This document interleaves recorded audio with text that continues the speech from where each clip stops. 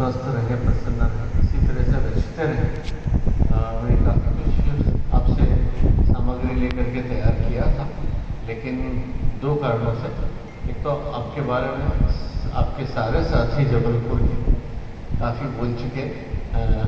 Sir ने बोला, राज पंकज जी चले गए, सर ने बोला, तो मेरे पास अब इतना ही रह गया है कि मैं उन सबको इंडोर्स करूं, और उसको इंडोर्स करते हुए ये कहना चाहता हूं कि उन्होंने जो कुछ आपके बारे में कहा है वो अक्षर से सत्य है। नॉर्मली ऐसे मौके पे सच नहीं बोलते, तारीफ में जो कहना है वो कहते हैं, पर उन्होंने जो कुछ कहा वो पूरा सत्य है, मैं उसको निभाता हूँ। एक बात अभिजीत सर ने कही कि मैंने कहा कि सामयिक विषयों पर नहीं लिखे जा रहे। मैं अपनी बात पे आज भी पूरी तरह कायम हूँ। ऐसा भी नहीं है कि नहीं लिखे जा रहे हैं, और व्यंग्य में जैसे लिखे जाना चाहिए थे वैसे नहीं लिखे। जैसे अभी राजशेखर जी ने तो बहुत सारे ऐसे विषयों पर पिछले दिनों लिखा है, लेकिन मैं यहाँ सारे व्यंगकार बैठे हैं, मैं पूछना चाहता हूँ कि हम में से कितने लोगों ने एक मुल्क की बर्बरता और हैवानियत की हद तक तबाही मचा रखी है गाजा भट्टी में। हम में से कितने लोगों की कलम उसमें चली व्यंग्य में। मैं विचारवान लेखों की बात नहीं कर रहा जो एडिटोरियल पेज पे छपते हैं, वो भी खासकर अंग्रेजी अखबारों में छपते हैं। व्यंग्य में कितने लोगों ने अमेरिका की दादागिरी के बारे में लिखा, व्यंग्य में कितने लोगों ने एक पूंजीवाद के दुनिया में कसते शिकंजे के बारे में लिखा है, कितने लोगों ने भारत के अंदर सरोकार वाले विषयों पर लिखा, मणिपुर में कितने लोगों ने लिखा।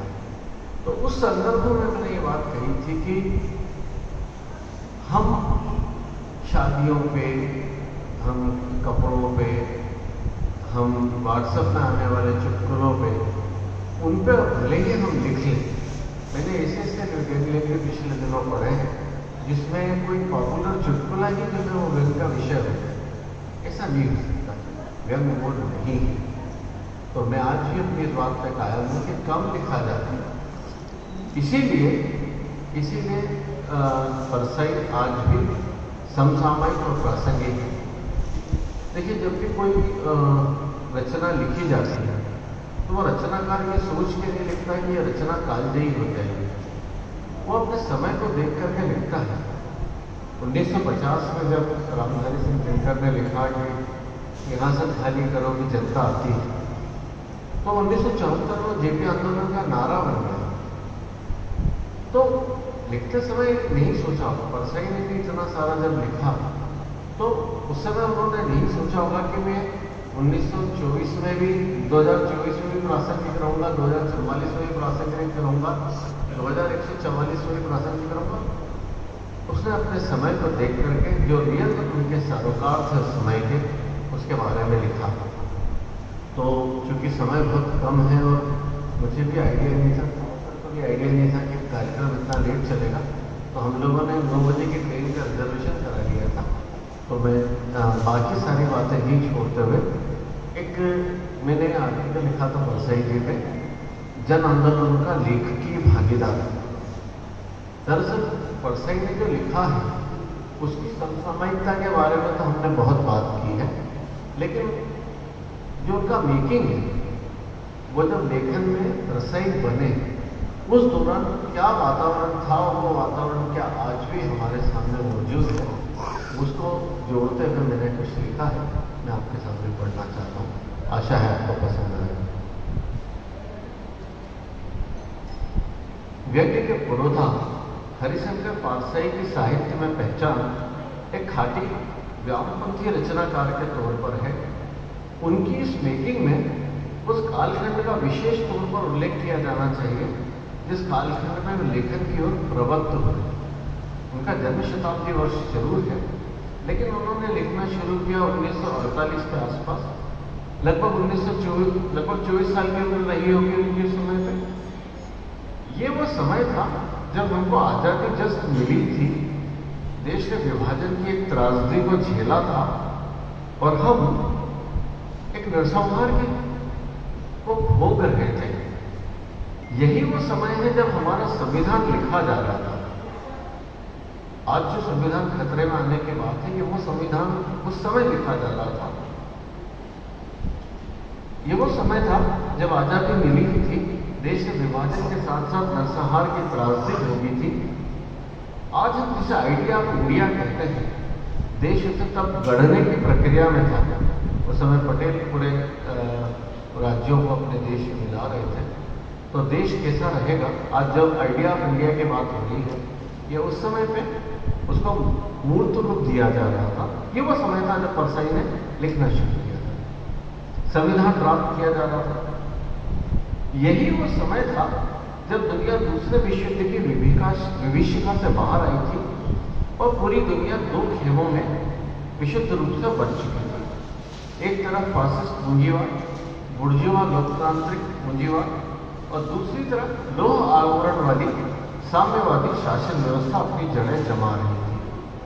दुनिया भर के लेखक साम्यवादी व्यवस्था के समानता की स्थापना के सपने सच होने की कल्पना मात्र से उल्लासित थे। प्रगतिशील आंदोलन भी उससे 10-15 साल पहले ही शुरू हुआ, और उस समय के जितने बड़े लेखक थे उनका रुझान वामपंथी की तरफ था। मैं और मेरा फोन आगे नहीं पूछ रहा। हेलो भैया, हाँ चाबी अभी तो चाबी निकाल लाल हाँ खाली कर है ना, ठीक ठीक, नहीं नहीं जरूरत नहीं, आप ले आइए चाबी और तो क्षमा चाहता हूँ।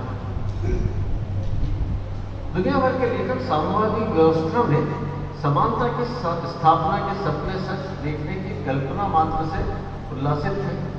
यही वो समय था जब वामपंथी चिंतन के प्रमुख स्वरों वाला प्रगतिशील साहित्यिक आंदोलन परवान चढ़ चुका था।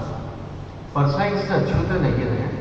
देश के सबसे ताकतवर और लोकप्रिय नेता जवाहरलाल नेहरू और उनकी टीम के नेतागण लोकतांत्रिक समाजवादी सोच के नेता थे, जो दोनों खेमों से एक नई तरह की विचारधारा लेकर के उपस्थित हुए। ये वो समय भी था जब उग्र समाजवादी नेता जैसे जयप्रकाश नारायण कांग्रेस से अलग हो गए थे।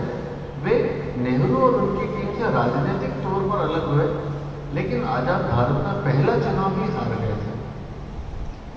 पश्चिमी संस्कृति से प्रभावित नेहरू लोकतांत्रिक तरीके से देश में समाजवाद स्थापित करना चाहते थे। पब्लिक सेक्टर को स्थापित करने, योजना आयोग बनाने, पंचवर्षीय योजनाओं के माध्यम से वे समाजवादी समाज की स्थापना करने की दिशा में आगे बढ़ रहे थे। जाहिर है उस समय के नेतृत्व की सोच का गहरा असर परसाई के लेखन पर भी पड़ा। शुरू में परसाई नेहरू से बहुत प्रभावित थे। फिर वे कम्युनिस्ट पार्टी के संपर्क में आए और मार्क्सवादी दर्शन और साहित्य से सबसे ज्यादा प्रभावित हुए। वे श्रमिक आंदोलन से भी जुड़े। यहां मैं एक चीज कहना चाहता हूं, हम में से कैलाश सर, हम में से कितने साहित्यकार हैं या व्यंग्यकार हैं जो किसी जन आंदोलन से सीधे जुड़े हैं? मोटे तौर पे मैं भी उसमें शामिल हूं, मैं अपने आप को माफ करके नहीं सकता। बट एक आर्मचेयर एक्टिविस्ट होता है, उसी तरीके से एक आर्मचेयर लेखक की तरह हम अपना लेखन करते हैं, लेकिन हमने जन आंदोलन, और अब तो और खतरा बढ़ गया है। अगर आप किसी जन आंदोलन में भागीदार होने की कोशिश करेंगे तो आपको आंदोलन जीवी करार दिया जाएगा। तो अब तो ये खतरे और बढ़ गए। तो हमने उस आंदोलन को जिया ही नहीं, इसलिए हमारी रचनाओं में परसाई वाली बात आ नहीं पाती। वे श्रमिक आंदोलनों से भी जुड़े। इसके बाद जब मुक्तिबोध से मिले तो उनकी धारा पूरी तरह समाजवाद से साम्यवाद की ओर शिफ्ट हुई। जैसा मैंने आपको बताया कि वो शुरू में नेहरू से बहुत प्रभावित थे, लेकिन नेहरू लोकतांत्रिक समाजवाद की स्थापना करना चाहते थे। परसाई को लगा कि नहीं, ये नहीं, साम्यवाद ही हमारा रास्ता है। तो उन्होंने पूरी तरह से अपने आप को मार्क्सवाद की ओर जोड़ा। वे स्वयं कहते हैं, साहित्य में लिखते हैं, तभी मेरा संपर्क मुक्तिबोध जी से हुआ और उन्होंने मार्क्सवादी विश्वासों को मजबूत किया तथा दृष्टि को बिल्कुल साफ और सही कर दिया। उनकी स्वीकारोक्ति से हमें उनके लेखन को समझने में मदद मिलती है। यह साम्यवादी विचारधारा में उनके भरोसे का ही परिणाम रहा कि वे धर्म की गहरी समझ रखते हुए भी आडंबर, पाखंड, कर्मकांड पर तीखा प्रहार करते रहे। परसाई जातिवाद के भी घोर विरोधी रहे और जन्म से ब्राह्मण होते हुए भी उन्होंने अपने समाज की कथित तुच्छता और पाखंड पर शिद्दत से व्यंग्य लिखे। अब आप समसामयिकता और सामायिकता को अलग से मुझे कहने की जरूरत नहीं, आप जुड़ते चले जाइए। हमारा आज का समय और हमारे आज का समय में जातिवादी जनगणना और जातिवादी टुकड़ों में जो पूरे देश को बांटने की बात चल रही है। हालांकि जातिवादी जनगणना का मुख्य ध्येय जो बताया जा रहा है वो ये है कि आर्थिक असमानता दूर करनी है, वंचितों में हमको समान अवसर पैदा करनी है। लेकिन देश जातियों में बंट रहा है और ज्यादा पहले से। आजादी के बाद बहुत कम समय में ही, या यूं कहें कि आजादी के कुछ साल पहले से ही राजनीतिक, आर्थिक और सामाजिक क्षेत्र में भ्रष्टाचार पांव पसारने लगा था। अब परसाई भ्रष्टाचार की तरफ भी आते हैं अपने लेखों में। हालांकि इसकी व्याप्ति उतनी नहीं थी जितनी कि आज है। राजनीति में वो आदर्शवादी व्यवहार बहुत दिनों तक, बहुत समय तक बना नहीं रह सका, जिसके लिए आजादी के नायकों ने संघर्ष किया था। सत्ता की या कहें कि पावर की बुराइयों ने फैलना शुरू किया तो व्यंग लेखन के लिए जमीन बनने लगी। परसाई ने अपनी पहली नजर से उस दौर में उभरती विसंगतियों को पकड़ना शुरू किया। आजादी के बाद के नेतृत्व से उनका मोहभंग बहुत तेजी से हुआ। जाहिर है इस मारक प्रहार पर वे मारक प्रहार व्यंग्य में ही कर सकते थे। विधा का यही स्वरूप उनको मुवाफिक भी जान पड़ता था, सो लिखने में उन्होंने व्यंग्य विधा को चुना। हालांकि वे स्वयं व्यंग्य को एक विधा मानने की बजाय एक स्पिरिट मानते रहे। व्यंग्य का एक कोई प्रारूप नहीं है, कोई स्ट्रक्चर नहीं है। व्यंग्य कहानी में, नाटक में, उपन्यास में, निबंध में, कविता में, किसी में भी आ सकता है। परसाई के सानिध्य में रहे व्यंग्यकार साथी बताते हैं कि परसाई स्वीकार करते थे कि उनमें धैर्य की कमी थी, इसलिए वे तुरंत लिखकर अखबार में या पत्रिका में भेज दिया करते थे। उनके लिखे का बड़ा हिस्सा उनके स्तंभों में पाया जाता है। अखबारों, पत्रिकाओं में स्तंभ लिखना उन्हें अधिक अनुकूल प्रतीत होता था। रानी नागमणि की कहानी लघुपन्यास उन्होंने लिखा, लेकिन अपना दूसरा उपन्यास रिटायर्ड भगवान की आत्मकथा वे पूरा नहीं कर सके। अलबत्ता उसके कुछ अंश जरूर उपलब्ध हैं। नाटक उन्होंने नहीं लिखे। दरअसल नाट्य लिखने में जितने समय, सुविधा और धैर्य की जरूरत होती है, शायद परसाई में वो नहीं थी। परंपरागत अर्थों में महाकाव्य उपन्यास लिखवाने में स्वयं को स्वाभाविक कमजोरी के चलते हुए असमर्थ पाते थे। ऐसा भी नहीं है कि उनमें सामर्थ्य नहीं था। आखिर उनकी कहानियों में, उनकी फैंटेसियों के पात्रों में सजीव चित्रण उनकी प्रतिभा का, क्षमताओं की तस्दीक करते हैं। परसाई में वो सब था जिसकी जरूरत एक बड़े उपन्यास जैसे प्रोजेक्ट पर काम करने के लिए होती है, सिवाय धैर्य और संयम के। इंस्पेक्टर मारता दिन चांद पर जैसी कालजयी फैंटेसी इसका सबसे बड़ा उदाहरण। वे अपने स्तंभों में, कहानियों में, निबंधों में, यहाँ तक कि अपनी पुस्तकों की भूमिकाओं में भी विसंगतियों और विडंबनाओं पर प्रहार करते रहे। व्यंग्य को घर घर में, हिंदी के सुधी पाठकों में लोकप्रिय बनाने में परसाई के स्तंभों का बड़ा योगदान है। व्यंग्य फ्रंट पर उन्होंने कभी वामपंथी नेताओं को भी नहीं बख्शा, ये एक महत्वपूर्ण बात है। इसी ईमानदारी के चलते वे हिंदी के पाठकों में बेहद लोकप्रिय रहे। व्यंग्य के भविष्य को लेकर वे किसी मुगालते या गलतफहमी में नहीं थे। वे जानते थे कि गवर्नेंस के साम्यवादी मॉडल में विसंगतियां कम नहीं होती। अपने समय से आगे को देख पाने की उनमें दृष्टि थी। वे कहते थे कि दो मनुष्य, उनके चरित्र, उनके काम करने के तरीके कभी एक जैसे नहीं होते। वे देख पा रहे थे, ये बहुत महत्वपूर्ण है हमारे वर्तमान समय के लिए, वे देख पा रहे थे कि साम्यवादी शासन व्यवस्था वाले मुल्कों में विसंगतियां उभरने लगी हैं, जो और बढ़ेंगी। सारी दुनिया समाजवादी संगति में व्यवस्थित हो जाए, अव्वल तो ऐसा होगा नहीं, और होगा तो विडंबनाएं तब भी रहेंगी। विडंबनाएं रहेंगी तो व्यंग्य की स्पिरिट भी बरकरार रहेगी। परसाई रूस और अन्य साम्यवादी मुल्कों में अति क्रांतिकारिता के उबाऊ नारों को पकड़ पा रहे थे, जो एक बहुत लोह आवरण वाली साम्यवादी व्यवस्था दुनिया के देशों में 80 के दशक तक चलती रही। परसाई उसको अति क्रांतिकारिता मानते हैं। अपने कुछ इंटरव्यू में उन्होंने ये बात कही है। वे क्रांति के बाद की पूरी व्यवस्था को अति क्रांतिकारिता मानते थे। आगे चलकर हमने देखा अति क्रांतिकारिता ने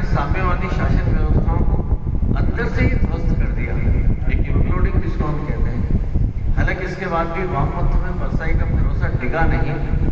वे मानते थे कि सौम्यवादी व्यवस्थाओं का अंत मार्क्सवादी विचार का अंत नहीं।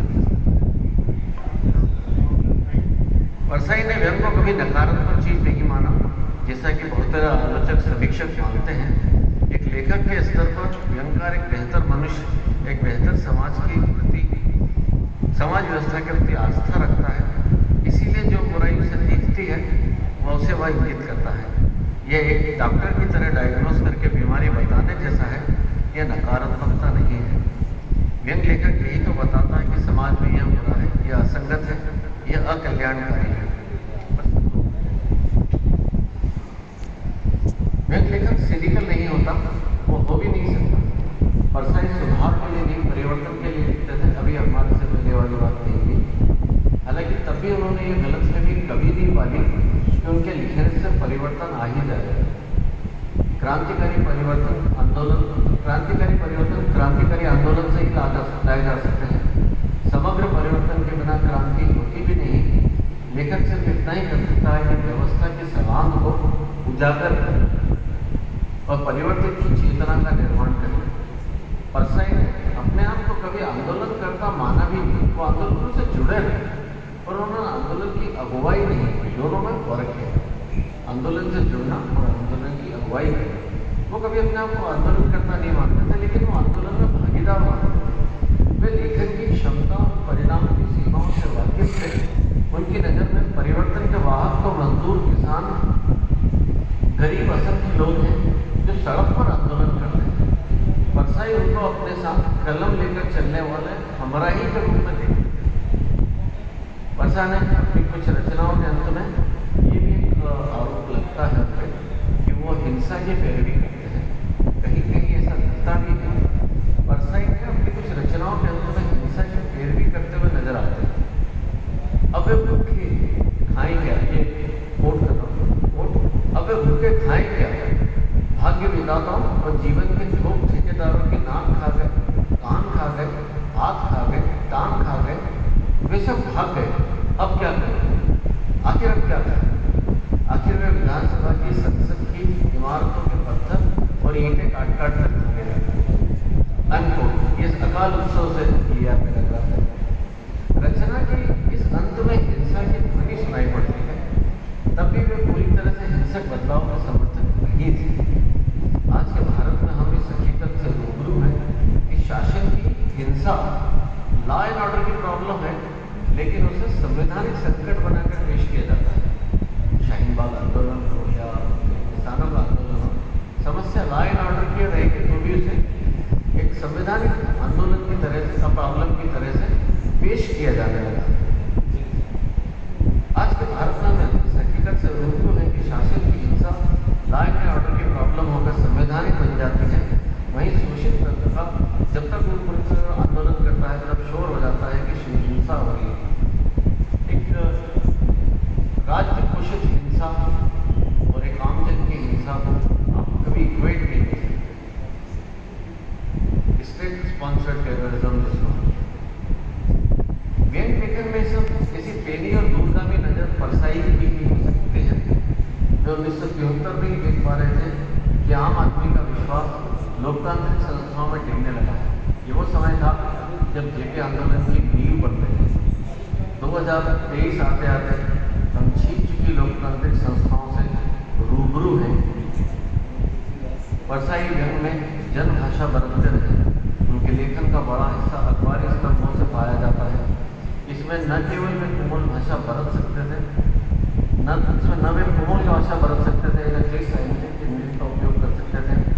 उन्होंने स्तंभ, कहानी, यहाँ तक कि उपन्यास में भी ऐसी भाषा का उपयोग नहीं किया कि नितांत साहित्यिक और पाठकों से खत देने से न जुड़ सके। वे मानते थे कि अगर मेरे पात्र को गाली देने का काम पड़ता है तो मैं किस भाषा में गाली दूंगा।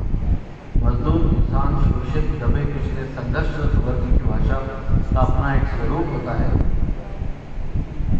जो वो जुलूस दिखाता है, नारे लगाता है, गर्मा गर्म तकरीरें करता है। परसाई उसकी नुमाइंदगी करने वाले लेखक थे। वे उन तक पहुँचने के लिए उन्हीं की भाषा बरतते रहे। परसाई को महज एक लोकल एक लेखक के तौर पर देखना एक तरह की नाइंसाफी होगी। वे जन आंदोलन के लेखकीय भागीदार थे और एक जिम्मेदार और महत्वपूर्ण भूमिका निभाकर 71 वर्ष की तूफानी दुनिया से कूच कर गए।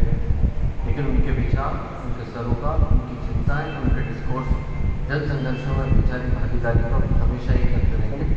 आभार।